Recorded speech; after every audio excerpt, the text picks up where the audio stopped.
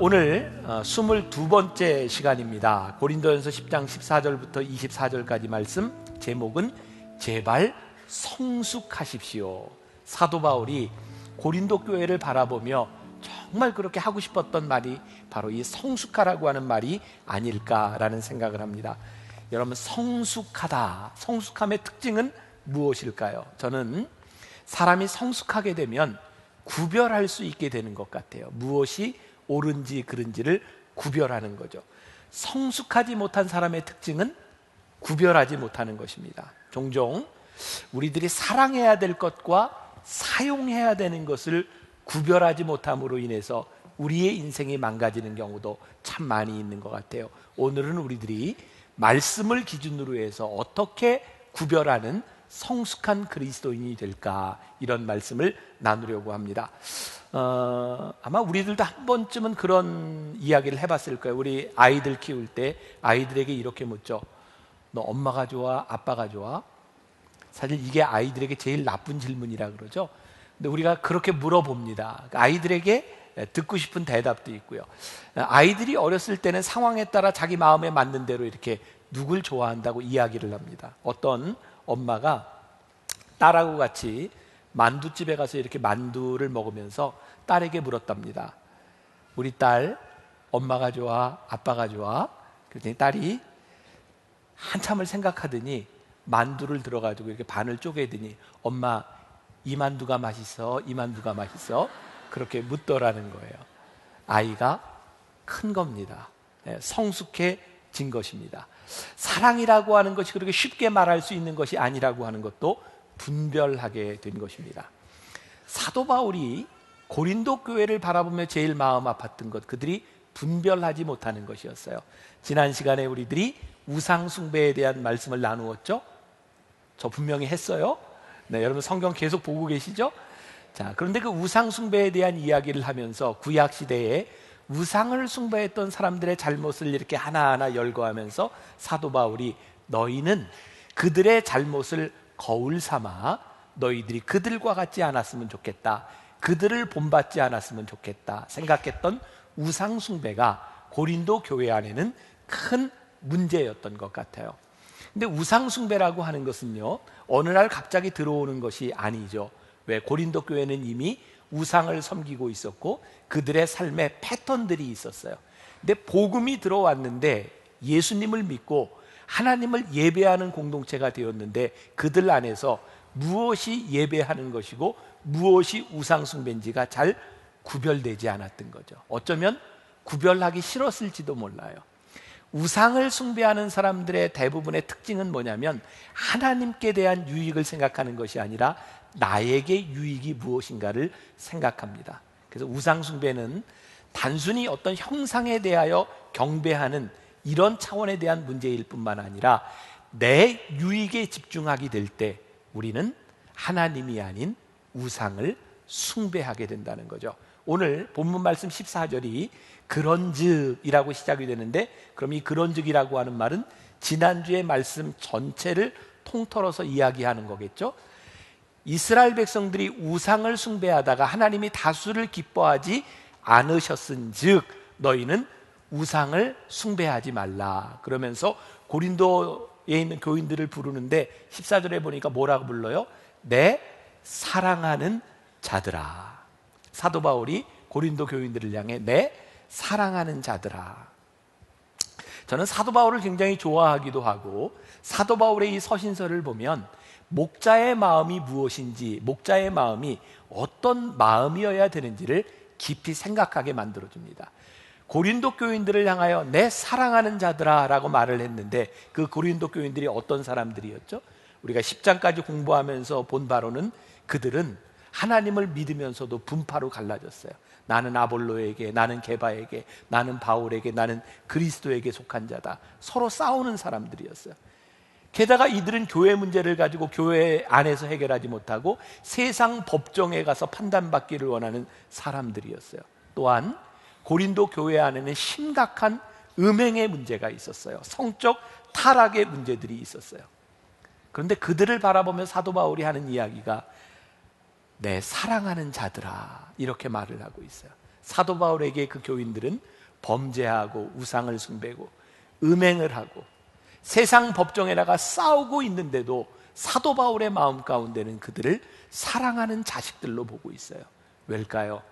사도 바울이 고린도에 교회를 세울 때에 그들은 해산의 수고를 하며 아이를 낳는 고통과 같은 시간을 지나며 그들을 하나님께로 인도했기 때문에 사도 바울은 그들을 포기할 수 없었고 그들은 여전히 내 사랑하는 자들이었어요. 저는 오늘 여러분들과 함께 이 말씀이 저에게나 여러분들에게 너무너무 중요한 일이라고 생각하거든요. 저 목사되는 입장에서 교인들을 바라보며 정말 신앙생활 잘하고 우상 숭배하지 않고 또 개인적으로 목회자의 말을 잘 들으면 얼마나 좋겠어요. 그리고 말 안 듣는 사람들은 빨리 좀 다른 데도 가도 되는데, 그죠? 왜 꼭 우리 교회 와서 예배를 드려요? 뭐 이런 마음을 가질 수도 있어요. 여러분들도 신앙생활을 하면서 참 힘든 건 하나님 때문이 아니라 그 사람 때문에 힘들잖아요. 그죠? 그 사람이 나에게 사랑스러운 사람이 된다고 하는 것은 참 어려운 고백입니다. 근데 사도 바울은 그를 힘들게 했던 사람들을 향해 내 사랑하는 자들아 이렇게 고백하고 있어요. 왜일까요? 그들이 나를 힘들게 하는 사람으로 보여진 것이 아니라 하나님께서 나에게 맡겨진 양으로 보여졌기 때문에 사도 바울은 많은 갈등과 어려움 가운데서도 내 사랑하는 자들아 라고 고백할 수 있었던 거예요. 저는 오늘 이 말씀을 여러분들과 함께 나누며 우리들에게 정말 신앙의 소원이 있다면 우리들에게 맡겨진 우리가 사랑해야 될 그 사람들이 정말 나의 사랑하는 사람으로 우리들에게 고백되어져야 되지 않을까. 우리가 그리스도인이 되겠다라고 하는 결단, 우리가 하나님의 자녀가 되겠다고 하는 결단은 우리들에게 중요한 의미를 가집니다. 내가 스스로 그리스도의 노예가 되겠다는 거예요. 사도 바울은 끊임없이 이야기하죠. 내가 복음으로 하나님의 은혜로 자유로워졌으나 이 자유를 나의 유익을 쓰지 아니하고 기꺼이 주님의 종이 되기로, 하늘나라의 종이 되기로 결심했다. 여러분, 하나님 나라의 종으로 살아간다고 하는 것은 무슨 의미일까요? 우리가 이제 하나님의 뜻을 따라 거룩한 백성으로 살아가겠다고 하는 우리의 결단이죠. 그래서 우리는 여기에 모여서 오늘 무엇을 하고 있어요? 예배를 드리고 있습니다. 여러분, 예배를 드린다고 하는 것은 우리들이 거룩한 백성으로 살겠다고 다짐한 사람들이 모여서 함께 믿음을 고백하는 공동체입니다. 이 예배가 아주 중요한 거예요. 예배는 우리가 영어로 worship이라고 하는 말을 쓰죠. 하나님을 경배하는 거예요. 또 다른 단어로 service, 하나님을 섬긴다 이런 말을 쓰기도 합니다. 예배라고 하는 것은 철저하게 하나님을 경배하며 하나님을 섬길 때 이루어지는 것이 예배입니다. 그런데 우상 숭배라고 하는 관점에서 예배를 보면 무엇이 잘못됐는지가 보이는 거예요.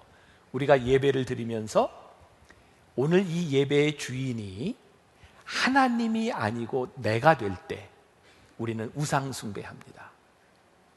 오늘 이 예배 가운데서 하나님의 유익과 하나님의 영광과 다른 사람의 유익을 구하지 않고 철저하게 이기적이고 개인적인 관점에서 내 유익을 구하고 있다면 이 예배가 우상 숭배라고 말씀하고 있는 거예요. 우리가 잘 아는 그리스의 히라빈 조르바를 쓴 유명한 작가가 있죠. 니코스 카잔차키스라는 사람입니다. 발음은 연습을 10번이나 했는데 카잔차키스, 히라빈 조르바, 우리가 잘 아는 책입니다. 이 사람이 신앙적인 책들을 많이 썼죠. 이런 이야기를 합니다. 어떤 젊은이가 에게해에 있는 작은 외딴 섬에 홀로 사는 수도사를 찾아가게 되었답니다. 높은 바위에 집을 짓고 거기에서 홀로 수도하고 있는 그 사람에게 묻습니다. 요즘도 악마와 씨름하고 계십니까? 나이 많은 수도사가 이렇게 말을 합니다. 나도 늙고 내 안에 있는 악마도 늙어서 더 이상 악마하고 싸울 일이 없습니다. 대신 요즘 저는 하나님과 씨름합니다. 젊은이가 묻습니다. 하나님과 씨름하신다고요? 하나님과 씨름해서 이기길 바라시나요? 이 수도사가 이야기합니다. 아니요, 내가 하나님께 지기 위해 나는 씨름합니다. 저는 이 말이 굉장히 의미 있게 들렸어요. 내가 하나님께 지기 위해 씨름한다. 내가 내 삶의 주인임을 하나님으로 고백하는 것은 정말 내 속에 치열한 씨름이 있지 않고는 내가 하나님 앞에 나 자신을 꺾는다는 것이 이렇게 힘든 일이구나. 우상숭배를 피한다고 하는 것, 우상숭배라고 하는 것은 우리들의 삶의 구체적인 영역에서 우리들이 올바른 크리스찬으로 살아가는데 방해가 되는 모든 것들로, 모든 영역에서 우리들에게 들어옵니다. 오늘 사도 바울이 우리들에게 아주 중요한 이야기를 하고 있거든요. 오늘 15장 한번 보세요. 15절, 본문 15절. 자, 우리 같이 한번 봉독해 봅니다. 그리고 여러분들 하이라이트 할 거 꺼내세요. 네, 펜을 꺼내세요. 같이 봅니다.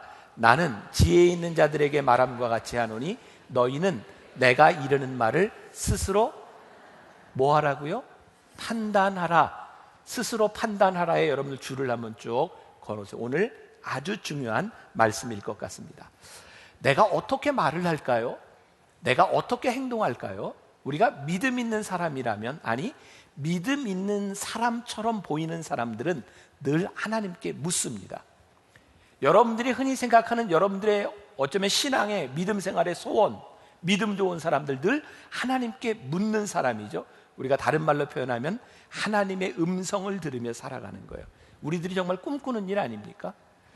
그래서 그 믿음 좋은 사람들을 보면 아침에 성경을 읽고 이렇게 기도합니다. 하나님, 오늘 제가 출근을 하는데 나가서 버스를 탈까요? 지하철을 탈까요? 저에게 말씀해 주세요.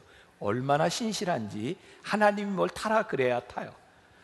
회사에 가서 점심을 먹을 때 하나님께 기도합니다. 하나님, 점심때가 되었는데 제가 무엇을 먹어야 하나님이 영광을 받으실까요? 짜장면입니까? 짬뽕입니까? 말씀해 주세요. 너무너무 신실하게 기도합니다.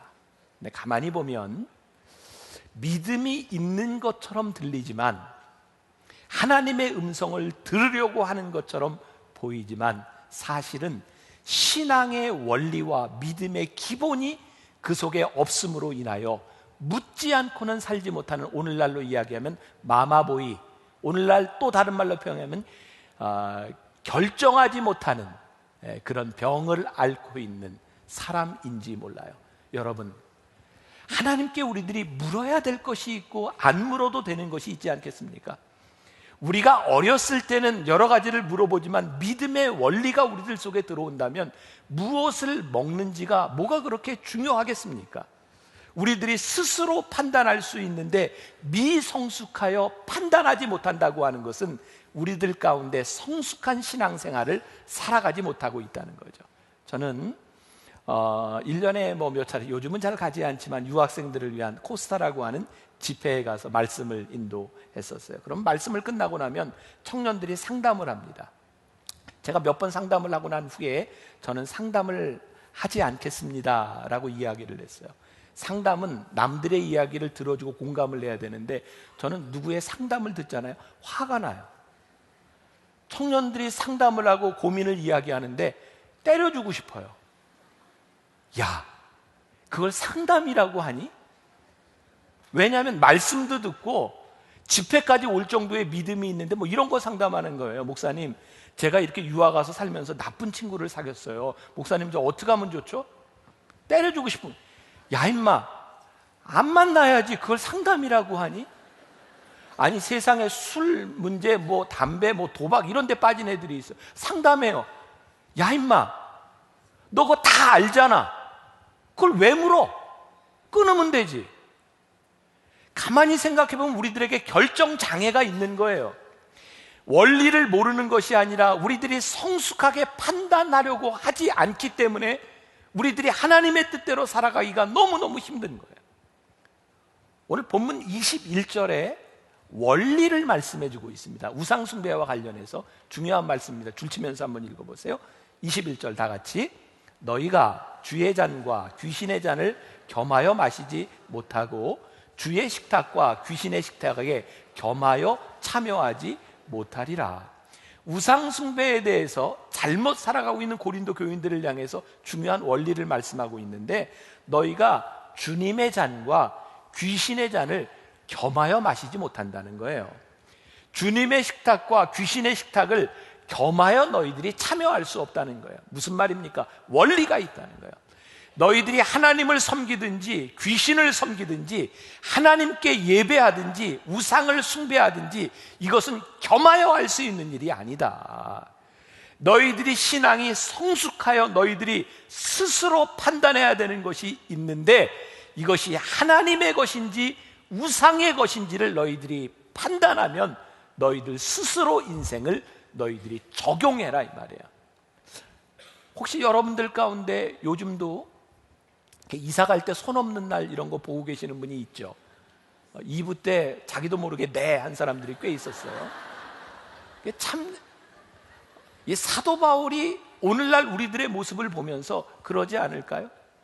하나님이 우주 만물을 창조하셨고 하나님이 너를 살아가신다고 하셨고 내 인생을 주장하신다고 말씀하셨는데 언제까지 손 없는 나를 바라보며 세상이 이야기하는 것들에 너희들이 휩쓸려서 누가 주인인지를 너희들이 고백하지 못하고 살아가겠느냐?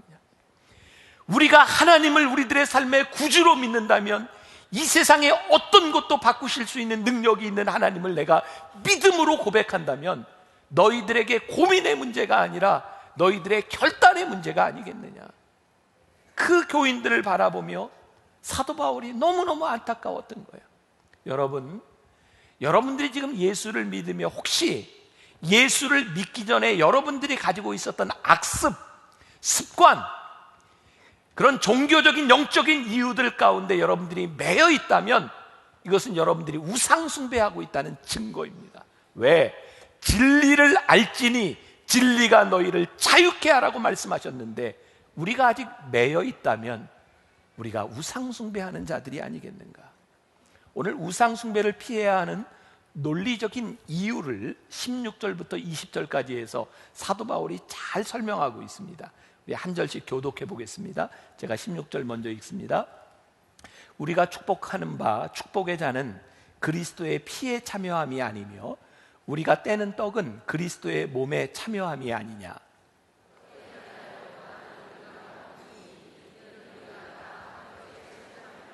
육신을 따라 난 이스라엘을 보라. 제물을 먹는 자들이 제단에 참여하는 자들이 아니냐?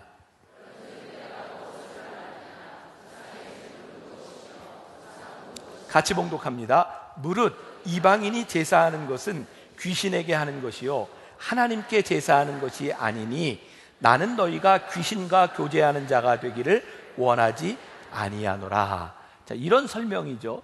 너희들이 성찬에 참여해서 떡을 뗄 때 너희들은 주님의 몸에 참여하는 거야. 옛날 이스라엘 우리 조상들이 하나님께 제사하고 제물을 먹을 때에는 그것은 하나님께 제사를 드리는 거야. 이방인들이 귀신에게 절을 하고 귀신에게 음식을 드린 것은 그것은 귀신의 음식에 참여하는 거야. 이게 이렇게 분명한데 너희들이 왜 고민하냐는 거예요. 분명한데 너희들이 왜 결정하지 못하냐는 거예요. 우리들이 지혜롭게 살아가야 되는 우리의 원리들, 자, 그럼 제가 설명을 합니다. 우리가 형식과 의미라고 하는 것을 잘 생각해 볼 필요가 있어요. 우리들은 예수님을 믿기 전에 우리들이 행하던 많은 일들, 습관들이 있습니다. 요즘 그리스도인들에게 제일 큰 믿지 않는 사람들과 갈등의 요인이 되는 것이 제사 문제죠. 명절 때 가서 참 힘드시죠.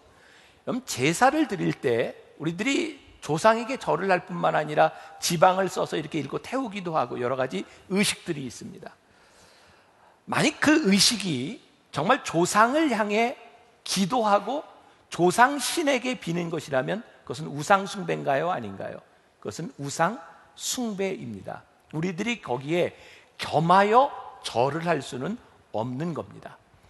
우리 가족들의 하고 있는 그 일을 우리들이 관용하고 바라볼 수는 있지만 우리들이 거기에 함께 참여할 수는 없는 겁니다. 그런데 언제부터인가 그 예수를 믿는 사람들 가운데 혹은 신앙의 이유를 떠나서 더 이상 조상 제사가 제사가 아닌 부모들을 향한 그런 의식과 메모리로 바뀐 경우가 있어요.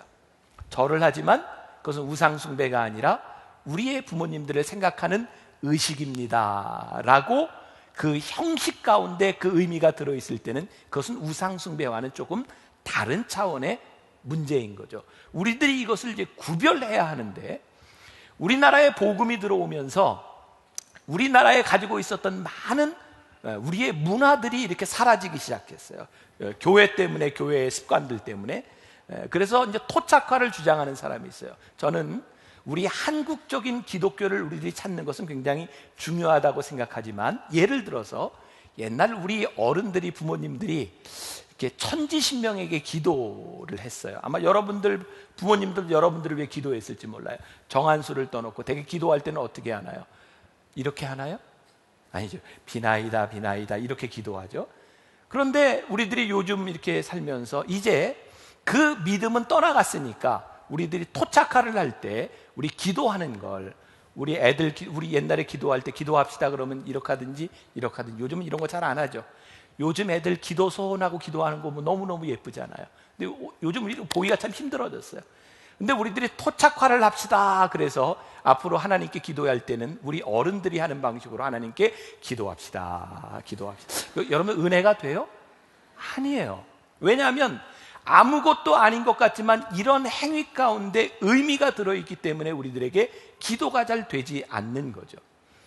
어쩌면 우리들이 너무나 쉽게 생각할 수 있는, 우리 토착한 옛날에는 스님들이 이렇게 오면 인사를 어떻게 했어요? 이렇게 인사했잖아요. 태국에 가도 이렇게 인사해요. 근데 여러분들 교회 안에서 우리 옛날에 하던 방식으로 인사를 할렐루야 하지 말고 할렐루야, 뭔가 조금 이상하지 않아요? 왜? 이 형식 속에는 의미가 들어있기 때문입니다. 자, 사도 바울이 우리들에게 가르치고 싶은 게 어떤 게 뭐예요?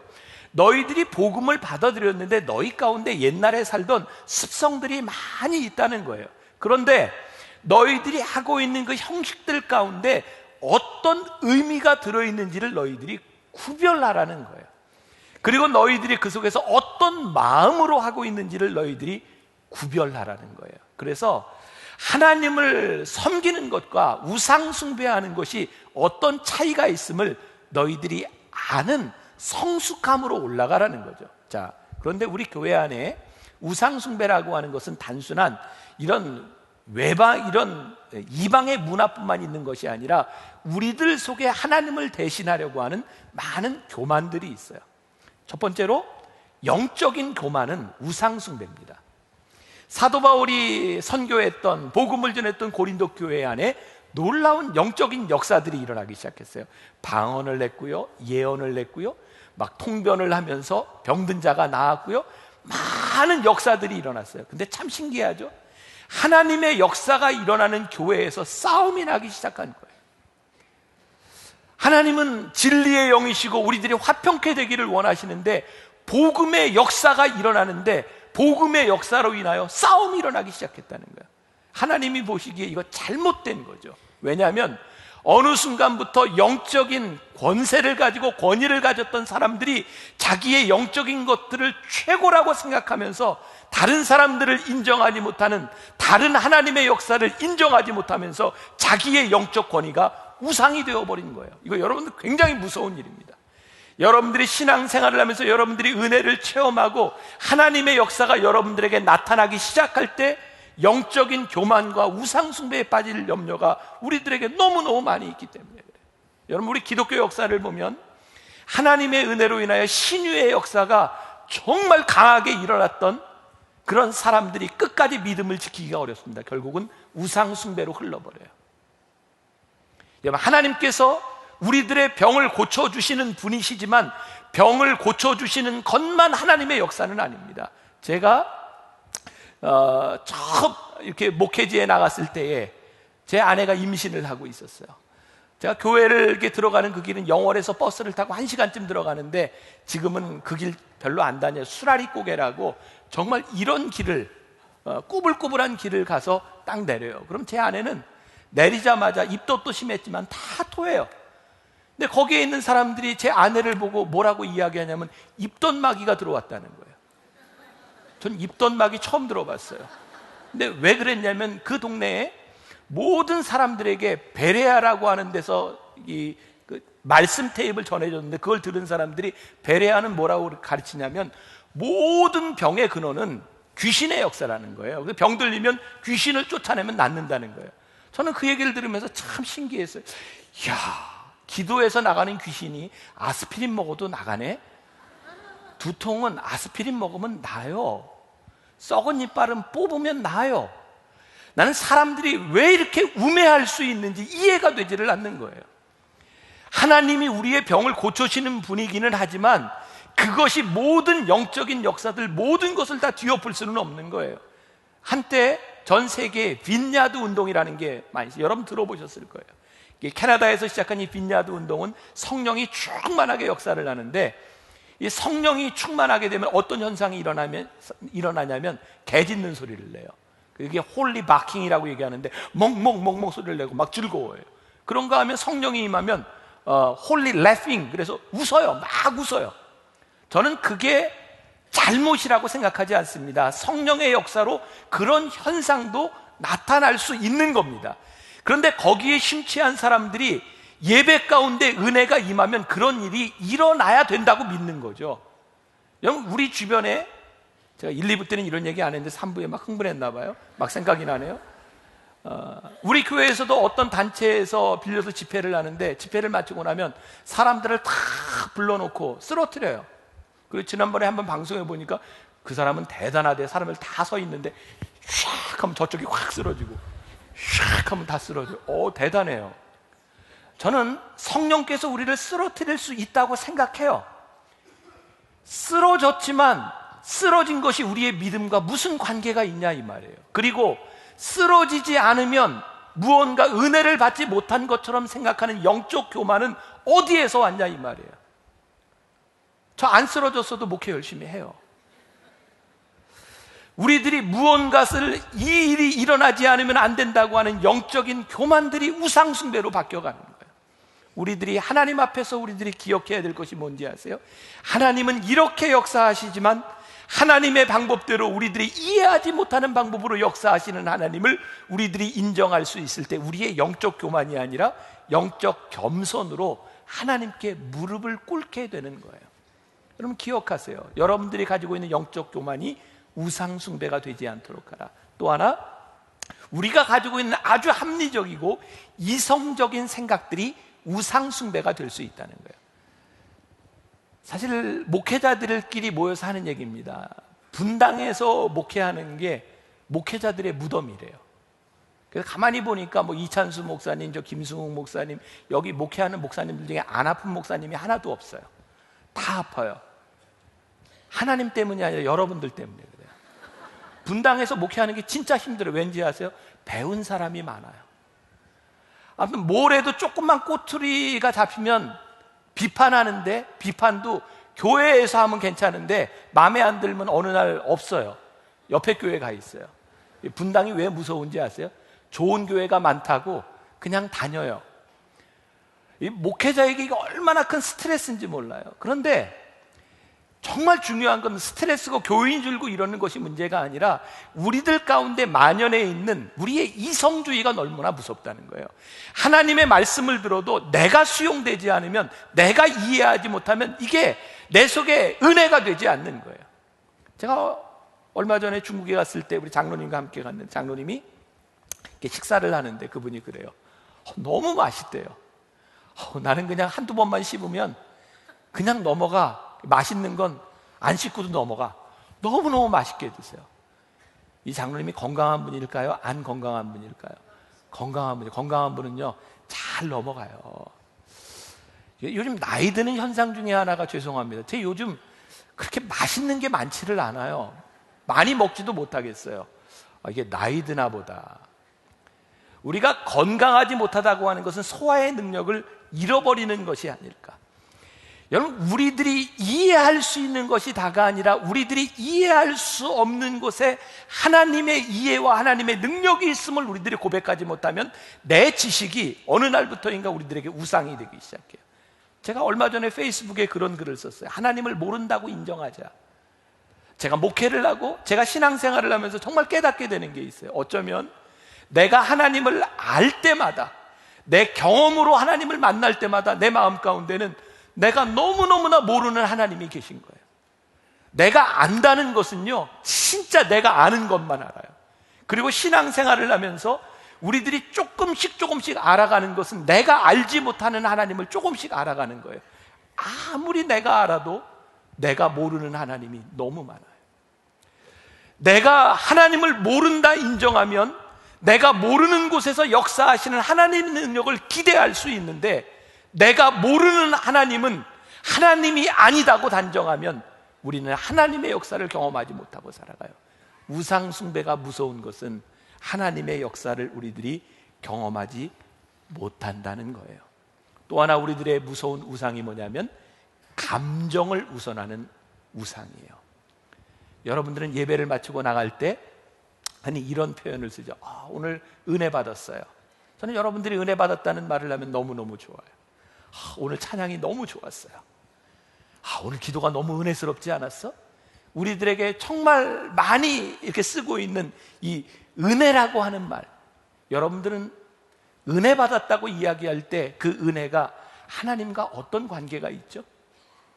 여러분 진짜 하나님 때문에 여러분들이 은혜 받은 것이 감격스러우세요? 아니면 찬양과 설교와 모든 것들이 내 마음을 울리고 내 마음에 감동이 되어서 그냥 은혜 받았어요? 내가 은혜 받았다고 하는 이 감정이 하나님과 관계없는 곳에서 일어나고 있다면 여러분들의 감정이 우상이 돼요. 그래서 우리는 언제부터인가 내 감정에 맞는 것을 찾아가기 시작해요. 내 감정이 만족하면 하나님이 역사하신 것처럼 착각하기 시작해요. 감정의 우상이 된다고 하는 것이 우리들에게 얼마나 무서운 일인지 아십니까? 제가 어떤 변명이나 핑계를 대고 싶은 것이 아니라, 교회에서 여러분들이 예배 드릴 때 여러분들이 은혜를 받지 못한다고 생각할 때 혹시 여러분들이 은혜를 받지 못하는 그것에 하나님의 역사가 있다는 생각을 해보시지 않았어요?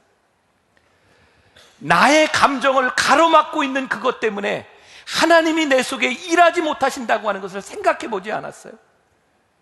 여러분들이 무엇 때문에 화가 나고 여러분들 속에 진노가 생길 때, 분노가 생길 때 어쩌면 하나님의 역사를 가로막고 있는 여러분들의 감정이 우상이 된 것은 아닌가? 요한복음 9장에 보면, 여러분들 성경을 한번 가서 좀 읽어보시면 도움이 될 것 같아요. 요한복음 9장에 보면 날 때부터 소경된 사람의 이야기가 나옵니다. 예수님의 제자들이 예수님께 와서 묻습니다. 예수님, 저 사람이 소경된 것이 저 사람의 죄입니까? 부모의 죄입니까? 예수님의 제자들은 지금 자기들이 가지고 있는 지식을 가지고 이 문제를 해결하려고 합니다. 궁금한 거예요.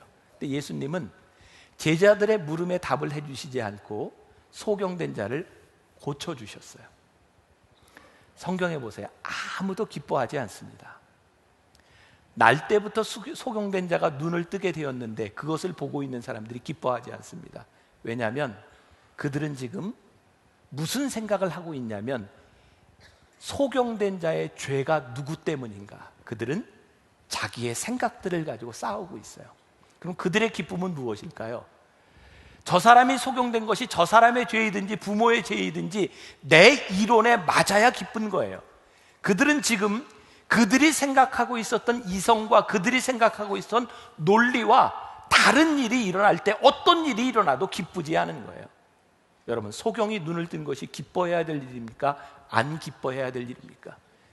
근데 우리를 보면 마치 이 제자들과 소경에서 보는 것처럼 많은 그리스도인들이 여기에 일어나고 있는 정말 기뻐해야 될 일들을 기뻐하지 못하고 있다니까요. 왜? 내 논리와 내 교만의 우상 가운데 쌓여서 누군가에게 유익이 되고 하나님의 영광이 나타나는 일들을 우리들이 기뻐하지 못하고 있다는 거예요. 이게 얼마나 무서운 일인지 몰라요. 누군가에게 유익이 일어나고 그 사람을 통하여 하나님의 영광을 받으시는 일, 그것이 하나님의 역사하심을 인정하기 시작할 때 우리는 우상 숭배가 아니라 하나님을 믿는 믿음 가운데 들어오기 시작해요. 제가 참 좋아하는 친구가 있어요. 신학교 때부터 저하고 참 친한 친구인데, 이 친구가 정말 제가 친구지만 존경하는 것은 공부를 참 많이 했고 잘했어요.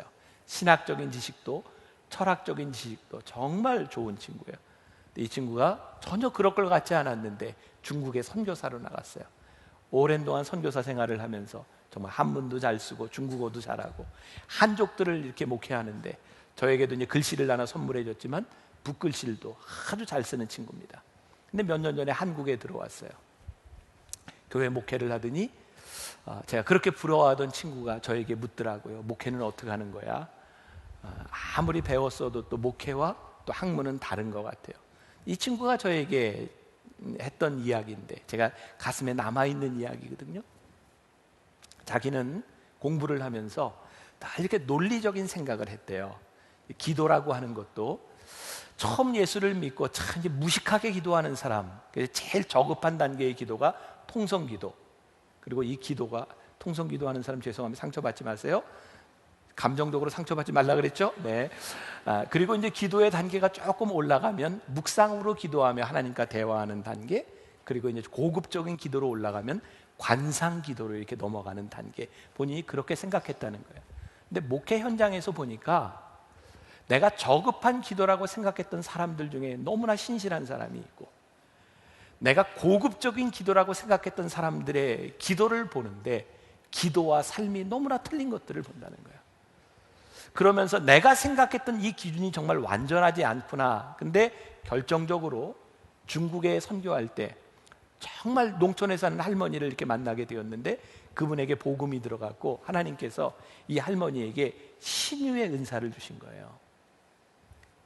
정말 놀랍게 환자들에게 손을 얹고 기도하면 환자들이 낫는 겁니다.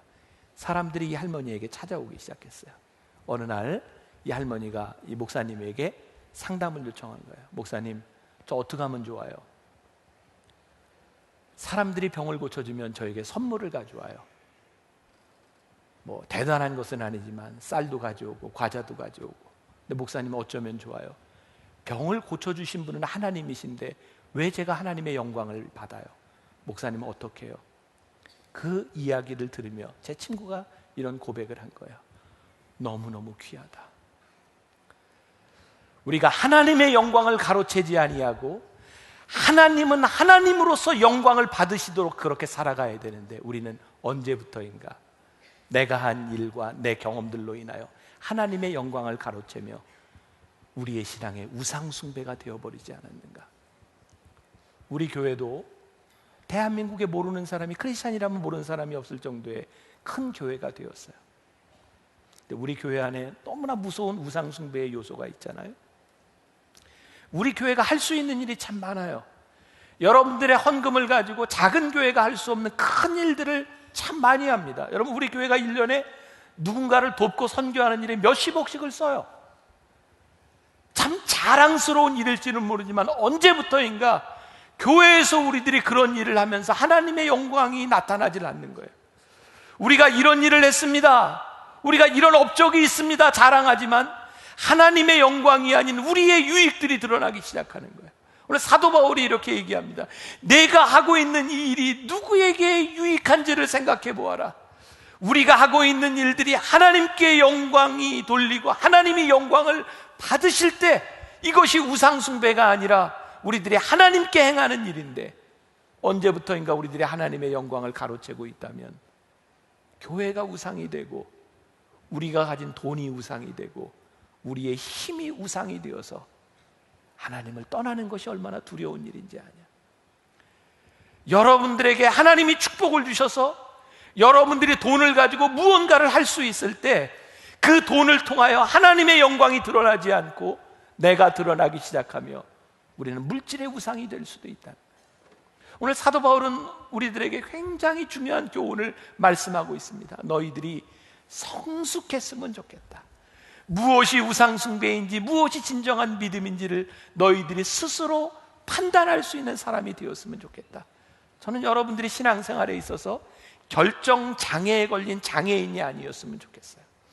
하나님께서 우리들에게 분명히 말씀하신 이 기준 하에서 우리들이 기도하고 믿음의 결단을 하고 하나님이 영광을 받으시는 일이 무엇인지를, 누군가에게 유익이 되는 일인지를 무엇인지를 우리들이 결정할 수 있는 사람, 정말 그런 교회, 그런 여러분들이 될 수 있기를 주님의 이름으로 간절히 축원합니다.